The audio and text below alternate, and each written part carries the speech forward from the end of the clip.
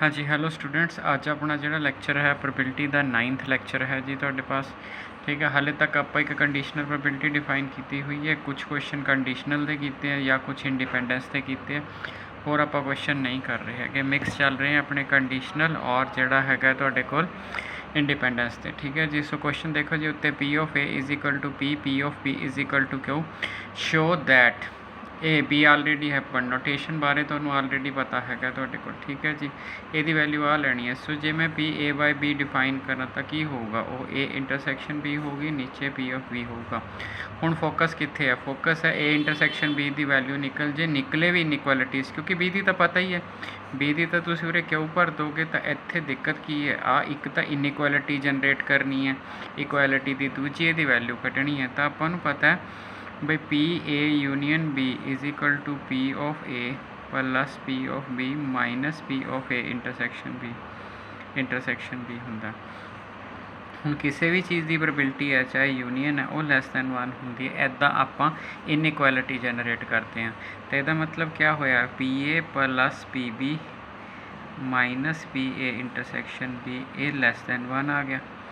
ठीक है जी, ਇਹਦਾ मतलब क्या हो गया, पी ए इंटरसैक्शन बी परले पासे ले जाओ, P A plus P B minus 1। So ये वाली चीज़ होगी जी। तो ए इस तो बड़ा है, therefore 1 can be written as ए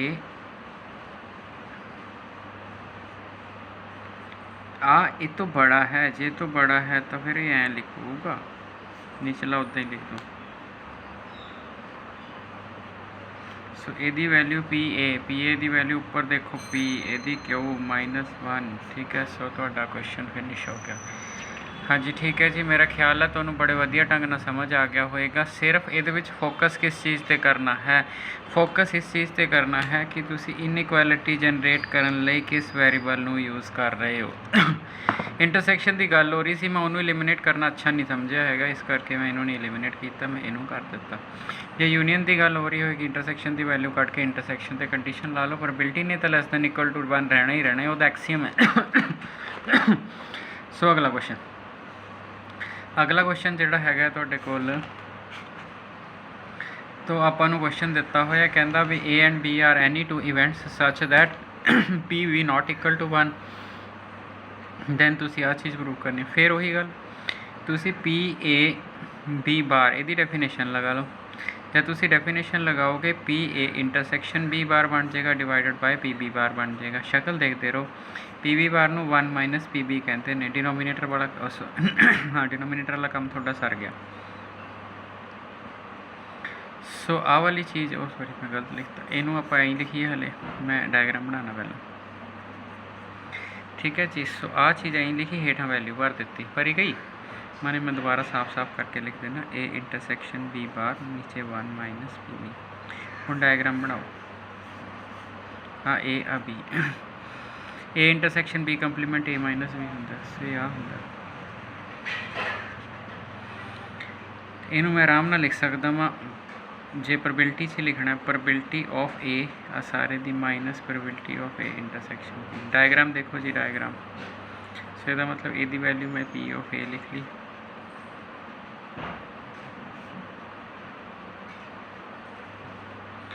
तो P of A minus P of A intersection भी नीचे आ गया। तो बड़ा सौखा जिहा क्वेश्चन है, कोई ऐसा नहीं है कि मैं बहुत डिफिकल्ट क्वेश्चन करवा रहा हाँ तुहाडे कोल। ठीक है जी। सो आ वाली जे तुसी हेठले नूं ध्यान नाल देखो, हेठले का प्रूफ तो तुसी ऑलरेडी कर लिया, मैंने पी ए इंटरसैक्शन भी हुणे मैं पिछले क्वेश्चन के विच तां इसका प्रूफ दिता सीगा तुहाडे कोल।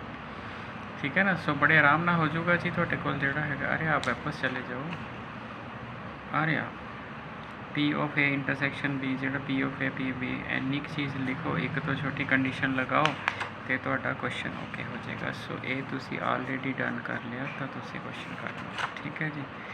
सो चलिए जी नेक्स्ट क्वेश्चन के उत्ते। तो नैक्सट क्वेश्चन जोड़ा है तुहाडे पास, उसनों थोड़ा जिहा ध्यान नाल देखना। सो ये मैं ट्री डायग्राम बनाऊँगा तुहाडे कोल। ठीक है जी। तो ये असल टोटल प्रोबेबिलिटी का है, मैं कॉन्सैप्ट टोटल प्रोबेबिलिटी का पिछे जाके डिस्कस करदा, सारे इकट्ठे क्वेश्चन उत्थे करते हैं। एक क्वेश्चन आ गया तो आप डिस्कस कर लैंने, कोई दिक्कत नहीं की। ठीक है। ये बैग कंटेन 4, तुहाडे कोल ना 2 बैग ने, 4 रैड हैं पहले बैग दे विच, ते एंड 3 ब्लैक है। उस तो बाद bag number 2, second bag contain 4 red, sorry second bag contain 2 red, 2 red, second bag contain 2 red and 4 black balls, 4 black balls. 1 bag is selected. इस कंडीशन पे बहुत ज़्यादा फोकस करना है, 1 बैग इज़ सिलेक्टेड, क्योंकि फिर बैग की सिलेक्शन की प्रोबेबिलिटी भी आती होगी। 1 bag is selected from the selected बाल 1 बाल is drawn, find the probability that बाल ड्रान इज़ रेड।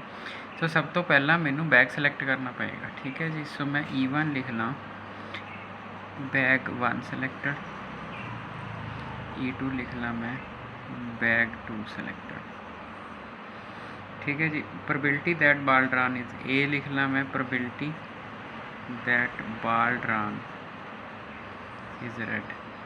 हुण शुरू थोड़ी इत्थों होई इवेंट देखना जी, सो पेज नहीं है, इवेंट E2 शुरू होया तो 2 इवेंट्स ने, ਜਾਂ ਤਾਂ ਤੁਸੀਂ बैग 1 सिलेक्ट करोगे या 2 सिलेक्ट करोगे।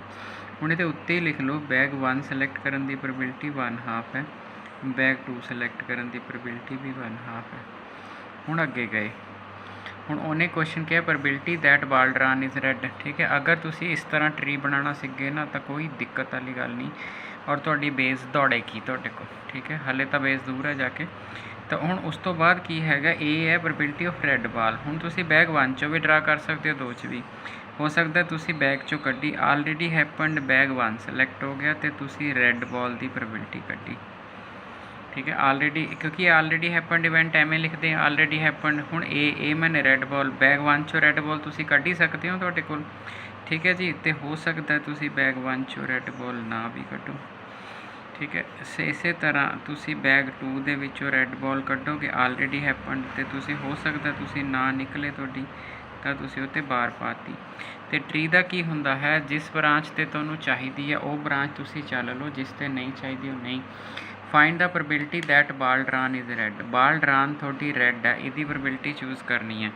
तो इत्थों चलीए तो आ एक रेड वाली ब्रांच है, क्योंकि पहला बक्सा सिलेक्ट हो गया, पहला बैग सिलेक्ट हो गया, बैग चों ए रेड बाल सिलेक्ट करने की प्रोबेबिलिटी, ठीक है जी। जो कि मैं आराम नाल लिख सकदा वां तुहाडे कोल, क्योंकि पहला बैग है, पहले बैग चों सिलेक्ट करने की प्रोबेबिलिटी जो तुसीं देखोगे, पहले बैग च 4 रेड बॉल है, तो 4/7 है। फेलियर की गल नहीं हो रही, वैसे ये 3/7 आ जाता होंगे, क्योंकि एक चों घटा लीदा। इस तरह दूजे बैग चों रेड बॉल की प्रोबेबिलिटी हैगी है तुहाडे कोल 2/6, ठीक है, यानी कि 1/3। तो फेलियर की गल नहीं हो रही, पर 2/3 आ जाना सी। कोई क्वेश्चन फेलियर वाला होवे तो मैं फेलियर की ब्रांच भी चूज़ कर सकता हाँ। हुण मैनूं उन्हें क्वेश्चन किया सिर्फ रेड या तो इस ब्रांच ते ट्री की आ रही है, या रेड इस ब्रांच ते ट्री की आ रही है। सो टोटल प्रोबेबिलिटी का मतलब की हुंदा है भी तुसी प्रोबेबिलिटी ऑफ रेड बॉल लैनी है, तो दोनों ब्रांचों च रेड आ रही है, तो P ऑफ E पहला बैग सिलेक्ट होगा, फिर बैग विचों रेड बॉल सिलेक्ट होगी, जोड़ probability of E2 second bag, तो बैग विचों तुहाडे कोल आ सिलेक्ट होगी। तो ये फार्मूला है जी तुहाडे कोल, ठीक है जी। सो P ऑफ E1 तुसी 1/2 लई, तो वो आ लई 4/7, सारा कुछ ब्रांच ते लिखा हुआ है। आ 1/2 लई वो 1/3, इनू इकट्ठा कर लो, ठीक है जी। सो आप ब्रांच दिखाती। अगर ये चीज़ तुसी सीख गए ना तो कोई प्रॉब्लम नहीं आनी कि तुसी कोई क्वेश्चन ना कर पाओ। हले तो ट्रायल जिहा ही सीगा तुहाडे कोल, ठीक है। मैं प्रॉपर टोटल प्रोबेबिलिटी के उत्ते अलग तो लैक्चर बना के उहदे ते सवाल लिखूँगा, ठीक है जी। सो चलिए जी, हले तो मिक्सचे चल रहे हैं तुहाडे कोल, ठीक हो गया। सो अगला क्वेश्चन की हैगा तुहाडे पास, फिर अगे बैग की ही गल हो रही है तुहाडे कोल। सो की कहंदा बैग कंटेन, सो एक bag contain 4 yellow 5 red balls, ठीक है, 4 येलो 5 रेड, ठीक है। Another bag contain 6 yellow and 3 red. A ball is drawn from first bag चो ड्रा की है, ठीक है जी। तो इस बार जोड़ा है उन्हें स्पैसीफाई करता कि फस्ट चो ही ड्रा की है। ए ball is drawn from first bag and without seeing colour it is put in second, मतलब ये 1 बाल जानी है। ਉਹ ਬਾਲ ਦੇਖੋ ਯੈਲੋ ਵੀ ਜਾ ਸਕਦੀ ਹੈ, ਰੈੱਡ ਵੀ ਜਾ ਸਕਦੀ ਹੈ। ਆਪਾਂ ਉਹਦਾ ਕਲਰ ਦੇਖਿਆ ਨਹੀਂ ਗਾ, without seeing the colour it is put, ਉਹਦਾ ਕਲਰ ਆਪਾਂ ਨੇ ਨਹੀਂ ਦੇਖਿਆ। ਜੇ ਕਲਰ ਨਹੀਂ ਦੇਖਿਆ ਤਾਂ ਪੁੱਟ ਇਨ ਦਾ ਉਹਦੇ ਵਿੱਚ ਆਪਣੇ ਕੋਲ ਤੁਹਾਡੇ ਕੋਲ, ਠੀਕ ਹੋ ਗਿਆ ਜੀ। Find the probability that if now ball drawn from second bag it is yellow in colour. ਹੁਣ ਆਪਾਂ ਸੈਕਿੰਡ 'ਚੋਂ ਡਰਾ ਕੀਤੀ ਤੇ ਯੈਲੋ ਆਵੇ। ਪਹਿਲਾਂ ਪਹੁੰਚਣ ਵਾਲਾ ਕੰਮ ਕਰੀਏ ਨਾ। ਤੁਹਾਡੇ ਕੋਲ ਈ ਹੈਗਾ ਤੁਹਾਡੇ ਪਾਸ,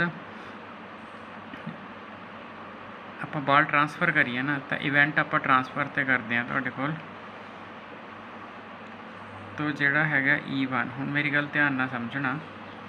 ਜਦੋਂ ਆਪਾਂ ਨੇ ਧਿਆਨ ਦੇਖਣਾ ਹੈਗਾ ਤੁਹਾਡੇ ਪਾਸ ਮੇਰਾ ਪਹਿਲਾ ਬੈਗ ਹੈ, ਪਹਿਲੇ ਬੈਗ ਵਿੱਚੋਂ ਯੈਲੋ ਬਾਲ ਵੀ ਜਾ ਸਕਦੀ ਹੈ, ਪਹਿਲੇ ਬੈਗ ਵਿੱਚੋਂ ਰੈੱਡ, ਬਾਅਦ 'ਚੋਂ ਡਰਾ ਕਰਦੇ ਹਾਂ, ਠੀਕ ਹੈ। ਉਹ ਆਪਾਂ ਬਾਅਦ ਦੇ ਵਿੱਚ ਲਿਖਦੇ ਹਾਂ। ਤਾਂ E denote the event first transfer ball from bag is yellow, ਮਤਲਬ ਯੈਲੋ ਬਾਲ ਟਰਾਂਸਫਰ ਕਰ ਲਓ, yellow ball transfer. E2 event ਕੀ ਜਿਹੜੀ ਦੂਜੀ ਵਾਲੀ ਬਾਲ ਬਚ ਗਈ ਬੈਗ 1 ਚੋਂ ਹੀ ਹੈ, ਕਿਉਂਕਿ ਬੈਗ 1 ਤੋਂ ਇਲਾਵਾ ਬੈਗ ਹੀ ਨਹੀਂ ਆਪਣੇ ਕੋਲ ਟਰਾਂਸਫਰ ਕਰਨ ਲਈ, ਦੂਜੇ ਤਾਂ ਪਹੁੰਚ ਹੈ। ਤਾਂ ਦੂਜੀ ਹੈਗੀ ਹੈ ਬਾਲ ਡਰਨ ਫਰੋਮ ਫਸਟ ਬੈਗ, ਠੀਕ ਹੈ। ਉਸ ਤੋਂ ਬਾਅਦ ਬਾਲ ਯੈਲੋ ਵੀ ਤਾਂ ਹੋ ਸਕਦੀ ਹੈ, ਦੂਜੀ ਵਾਲੀ ਜਿਹੜੀ ਇਵੈਂਟ ਹੈਗੀ ਹੈ, ਠੀਕ ਹੈ, ਉਹਦੇ ਵਿੱਚ ਯੈਲੋ ਬਾਲ ਦੀ ਬਜਾਏ, ਠੀਕ ਹੈ, ਉਰੇ ਰੈੱਡ ਬਾਲ ਆ ਜਾਊਗਾ। Red ball is transferred from bag 1, ਹੈ ਨਾ। ਹੁਣ ਤੁਹਾਡੇ ਪਾਸ ਇਹ ਹੋ ਗਿਆ ਏ, ਹੁਣ ਏ ਐਂਡ ਵਾਲਾ ਲਿਖੀ ਦਾ ਜਿਹੜੀ ਆਰਬਿਟਰੀ ਇਵੈਂਟ ਐਂਡ 'ਚ ਹੁੰਦੀ ਹੈ। Find the probability that ball drawn from second bag it is yellow in colour, ਠੀਕ ਹੈ। ਤਾਂ ਜਿਹੜੀ ਏ ਹੈਗੀ ਹੈ ਉਹ ਹੈਗੀ event that yellow ball is drawn from, yellow ball is drawn from, yellow ball ਕਿਹਦੇ ਤੋਂ ਡਰਾ ਕੀਤੀ ਹੈ, ਸੈਕਿੰਡ 'ਚੋਂ, ਇਹਨੂੰ ਆਪਾਂ ਏ ਕਹਿ ਲਿਆ, ਠੀਕ ਹੈ ਜੀ। ਸੋ ਇਹ ਹੋ ਗਿਆ ਜੀ ਤੁਹਾਡੇ ਕੋਲ, ਠੀਕ ਹੈ। ਇਹ ਤੁਹਾਡੇ ਪਾਸ ਹੁਣ ਆਪਾਂ ਨੇ ਕੁਐਸਚਨ ਨੂੰ ਆਪਣੇ ਦੇਖਣਾ ਹੈ ਕਿ ਕੁਐਸਚਨ ਨੇ ਕਿੱਦਾਂ ਹੋਣਾ। ਹੁਣ ਦੇਖੋ ਸਿੱਧੀ ਜੀ ਗੱਲ ਹੈ, ਇੱਕ ਮੈਂ E1 ਇਵੈਂਟ ਲੈ ਲਈ, ਇੱਕ ਮੈਂ E2 ਇਵੈਂਟ ਲੈ ਲਈ। ਟਰੀ ਦੇਖਣਾ ਜੀ, ਜਦ ਤੁਸੀਂ ਟਰੀ ਸਮਝ ਗਏ ਤੁਸੀਂ ਇਹਨਾਂ ਕੁਐਸਚਨਾਂ ਦੀ ਜਾਨ ਕੱਢ ਦੇਣੀ ਹੈ, ਠੀਕ ਹੈ। ਸਿਰਫ ਤੁਸੀਂ ਟਰੀ ਦੇਖਣਾ ਹੈਗਾ ਤੁਹਾਡੇ ਕੋਲ ਕਿਵੇਂ ਹੈ, ਔਰ ਫੌਰਨ ਉੱਥੇ ਸਾਰੇ ਟਰੀ ਨਾਲ ਬਣਾਉਂਦੇ ਨੇ। ਤੁਹਾਡੇ ਕੋਲ ਡਾਟਾ ਵਗੈਰਾ ਹਿਲ ਦੀਆਂ ਕਿਤਾਬਾਂ ਦੇਖ ਲੈਣਾ, ਠੀਕ ਹੈ। ਤੁਸੀਂ ਸਿੰਪਲੀ ਦੇਖੋ ਕਿ 2 ਇਵੈਂਟਸ ਨੇ, E1 yellow ball is transfer. ਹੁਣ ਅੱਗੇ ਕੀ ਹੋਊਗਾ ਤੁਹਾਡੇ ਕੋਲ, ਅੱਗੇ ਇਹ ਹੋਊਗਾ ਕਿ ਯੈਲੋ ਹੀ ਟਰਾਂਸਫਰ ਹੋਈ ਅਤੇ ਯੈਲੋ ਹੀ ਨਿਕਲੀ, ਆਲਰੇਡੀ ਹੈਪਨਡ ਯੈਲੋ ਟਰਾਂਸਫਰ ਅਤੇ ਨਿਕਲੀ ਵੀ ਯੈਲੋ, ਐਵੇਂ। ਪ੍ਰੋਬੇਬਿਲਿਟੀ ਆਫ E1 ਕੀ ਹੋਊਗਾ ਜੀ, ਯੈਲੋ ਬਾਲ ਟਰਾਂਸਫਰ, ਠੀਕ ਹੈ। ਅਤੇ ਯੈਲੋ ਬਾਲ ਟਰਾਂਸਫਰ ਦੀ ਜਿਹੜੀ ਪ੍ਰੋਬੇਬਿਲਿਟੀ ਹੈਗੀ ਹੈ ਉਹ ਪਹਿਲੀ ਯੈਲੋ ਬਾਲ ਹੈ, ਯੈਲੋ ਹੈਗੀਆਂ 4/9, ਠੀਕ ਹੈ ਜੀ। ਉਸ ਤੋਂ ਬਾਅਦ E2 ਦੀ ਪ੍ਰੋਬੇਬਿਲਿਟੀ ਕੀ ਰਹੇਗੀ, ਉਹਨੇ ਰੈੱਡ ਬਾਲ ਟਰਾਂਸਫਰ, ਰੈੱਡ ਕਿੰਨੀਆਂ ਨੇ 5/9। ਹੁਣ ਅੱਗੇ ਕੀ ਹੈ, ਅੱਗੇ ਇਹ ਹੈ ਆਲਰੇਡੀ ਹੈਪਨਡ ਯੈਲੋ ਅਤੇ ਯੈਲੋ ਨਿਕਲੇ, ਜਾਂ ਫਿਰ ਐ ਹੁੰਦਾ ਹੈਗਾ ਯੈਲੋ ਨਿਕਲੇ ਪਰ ਟਰਾਂਸਫਰ ਹੋਈ ਬਾਲ ਯੈਲੋ ਨਹੀਂ ਹੈਗੀ।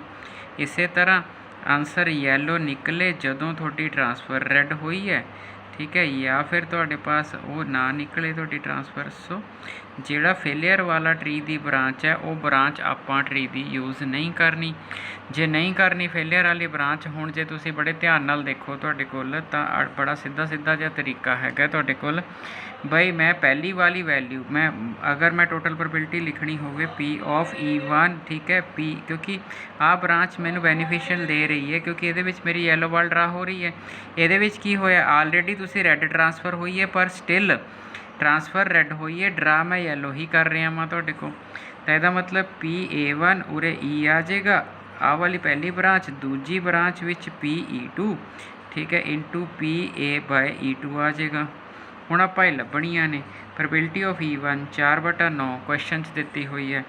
ਪ੍ਰੋਬੇਬਿਲਿਟੀ AE1, ਹੁਣ ਬੜੇ ਧਿਆਨ ਨਾਲ ਸਮਝਣਾ, ਤੁਹਾਡੇ ਵੱਲ ਯੈਲੋ ਬਾਲ ਟਰਾਂਸਫਰ ਹੋਈ ਹੈ, ਯੈਲੋ ਬਾਲ ਟਰਾਂਸਫਰ ਹੋਈ ਹੈ। ਤਾਂ ਹੁਣ ਆਪਾਂ ਨੂੰ ਕੁਐਸਚਨ 'ਚ ਕੀ ਹੈ, E1 already happened yellow transfer, yellow ਦੀ ਹੀ ਪ੍ਰੋਬੇਬਿਲਿਟੀ, ਯੈਲੋ ਟਰਾਂਸਫਰ ਹੋਈ ਹੈ, ਯੈਲੋ ਦੀ ਪ੍ਰੋਬੇਬਿਲਿਟੀ। ਸੋ 6 ਤੇ 1 7 ਆ ਜਾਊਗਾ, 7/11, ਠੀਕ ਹੈ ਜੀ। ਸੋ ਇਹ ਵਾਲੀ ਚੀਜ਼ ਆ ਗਈ ਜੀ ਤੁਹਾਡੇ ਕੋਲ। ਇਹ ਆਪਾਂ ਨੇ ਖਿਆਲ ਰੱਖਣਾ ਹੈਗਾ ਤੁਹਾਡੇ ਕੋਲ ਜਿਹੜਾ ਹੈਗਾ ਪਹਿਲਾਂ ਨਹੀਂ 7/10, 11 ਨਹੀਂ 10 ਹਾਂ ਦੇਖੋ ਜੀ, ਕਿਉਂਕਿ ਬਾਲ ਇੱਕ ਆਈ ਨਾ, 6 ਤੇ 1 7 ਹੋ ਗਿਆ, 7 ਤੇ 3 10 ਹੁੰਦਾ, ਠੀਕ ਹੈ, 7/10 ਆ ਗਿਆ ਜੀ। ਉਸ ਤੋਂ ਬਾਅਦ ਅਗਲੇ ਸਟੈਪ 'ਚ ਇੱਥੇ ਦੇਖੋ ਆਲਰੇਡੀ ਟਰਾਂਸਫਰ ਰੈੱਡ ਹੋਈ ਹੈ ਪਰ ਤੁਸੀਂ ਤਾਂ ਯੈਲੋ ਕੱਢਣੀ ਹੈ, ਤਾਂ ਮਤਲਬ ਯੈਲੋ ਤਾਂ 6 ਹੀ ਨੇ ਪਰ ਨੀਚੇ 10 ਜ਼ਰੂਰ ਹੋ ਗਿਆ, ਤਾਂ ਦੂਜੀ 6/10 ਆ ਗਈ ਤੁਹਾਡੇ ਕੋਲ, ਠੀਕ ਹੈ ਜੀ। ਹੁਣ ਇਹ A/E, ਤਾਂ ਇਹ 7/10 ਆ ਗਿਆ, ठीक है जी 7/10 उरे प्लस E2 5/9 इंटू 6/10 आ गया। इसनों सिंपलीफाई कर लेना, जो सिंपलीफाई करके तुहाडा आंसर आएगा वो ओके हो जाएगा। तो जो बुक कह रही है वो 29/45 कह रही है। ठीक हो गया जी। सो ये तुसीं चैक कर लेना तुहाडे कोल जिहड़ा हैगा। तो आपां अगले क्वेश्चन ते चलीए जी। सो अगला क्वेश्चन की हैगा तुहाडे कोल, ठीक है, इनू थोड़ा जिहा ध्यान नाल देखण वाला क्वेश्चन है, कुछ नहीं क्वेश्चन च, पर कई बार बच्चे नूं ऑड्स की डेफिनेशन नहीं पढ़ती होंदी। तो की कहता भी ऑड्स इन फेवर ऑफ, हाँ जी ध्यान नाल देखियो जी, कहता odds in favour of student passing the test. Odd in favour की जी डेफिनेशन होंदी है ना, होंदी है probability divided by probability the failure. ठीक है, ऑड्स इन फेवर आर 3/7। ठीक है, इतों प्रोबेबिलिटी निकल जू, हाँ जी आराम नाल निकल जूगी। तुहाडे पास 1 - P ऑफ A = 3/7। पूरी स्टेटमेंट मैं बाद पढ़दा, सिर्फ मैं ऑड्स की डेफिनेशन लिखी। अगर ऑड्स इन फेवर आ जाए तो उपर एग्जिस्टेंस, नीचे नॉन एग्जिस्टेंस की रेशो होंदी है। अगर ऑड्स अगेंस्ट आ जाए तो उत्ते नॉन एग्जिस्टेंस आएगा। सो ये आ गया 7 टाइम्स P ऑफ A बराबर है 3 - 3 ऑफ P ऑफ A। सो ये 10 P ऑफ A आ गया तुहाडे कोल बराबर है 3। P ऑफ A की वैल्यू आ गई 3/10। सो 3/10 आ गई जी P ऑफ A की वैल्यू। तो यदा मतलब मैं प्रोबेबिलिटी लभ ली, मेन चीज़ सी प्रोबेबिलिटी थोनों मिल गई। ठीक है, the odds against the another student, ये 3/5। ऑड्स अगेंस्ट का मतलब है वो अनदर स्टूडेंट है तो उन्होंने B कह लें। B का मतलब है अगेंस्ट, अगेंस्ट का मतलब है फेलियर की रेशो उत्ते, दूजी नीचे 3/5। ठीक है, सो 1 - P ऑफ B कह लो, नीचे P ऑफ B कह लो = 3/5। सो 5 - 5 P ऑफ B बराबर है 3 टाइम्स P ऑफ B। तो ये बन गया तुहाडे कोल 8 P ऑफ B बराबर है 5। ठीक है जी, प्रोबेबिलिटी ऑफ B जिहड़ी हैगी है वो 5/8 सिलेक्ट होगी। सो दोनों प्रोबेबिलिटियाँ सिलेक्ट हो गई जी, आ भी सिलेक्ट होगी, आ भी सिलेक्ट होगी। सो मेन गल है what is the probability that both student pass the test. देखो एक पहला स्टूडेंट दिता है, वो ऑड्स इन फेवर दिते हुए सीगे तुहाडे कोल। फेवर च रेशो उपर लैनी है, दूजे च रेशो नीचे लैनी है। पासिंग दिस दिता होया है। What is the probability that both student pass the test. What is the probability both pass the test. Independent है क्योंकि कोई डिपेंडेंसी तो है ही नहीं कि। सो इसका मतलब है कि मैं इंटरसैक्शन लैनी, इसका मतलब है कि मैं P of A × P of B लेना। इसका मतलब है 3/10 तो 5/8 की गुणा होनी है। सो ये 15 कटिंग करनी है तो कर लो, 5 × 1 = 5, 3/16 आ जाएगा।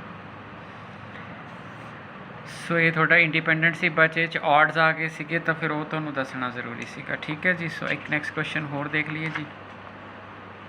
हाँ जी, हुण जिहड़ा क्वेश्चन हैगा तुहाडे कोल ये भी बड़ा जबरदस्त हैगा तुहाडे कोल। ठीक है, सो ये वेरी इंपॉर्टेंट क्वेश्चन ऑलरेडी किया होया, बट ये क्वेश्चन स्टेटमेंट वाइज नहीं आपने किया हैगा तुहाडे कोल। ऑलरेडी मतलब कॉन्टैक्सट किया होया पर एज इट इज़ स्टेटमेंट नहीं की। कहते ए स्पीक्स ट्रुथ।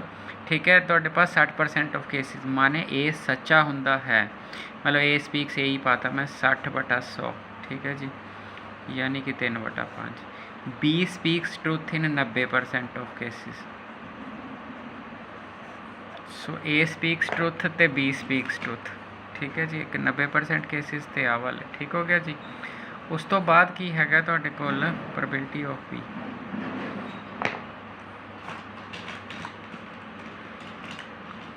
हाँ जी, अगे देखिए जी आप तुहाडे कोल जिहड़ा एक स्कैच लेना सुक जाते। हाँ जी, सो P ऑफ B आप लिख लिया तुहाडे पास। कहता एने केसिस विच ए सच बोलता है, एने केसिस B। ਇਹਦਾ मतलब ए झूठ बोलन के चांस ज़्यादा ने। 2/5 ए दे झूठ बोलन के चांसिस हैं। B बार 1 - 9/10 1/10 चांसिस है।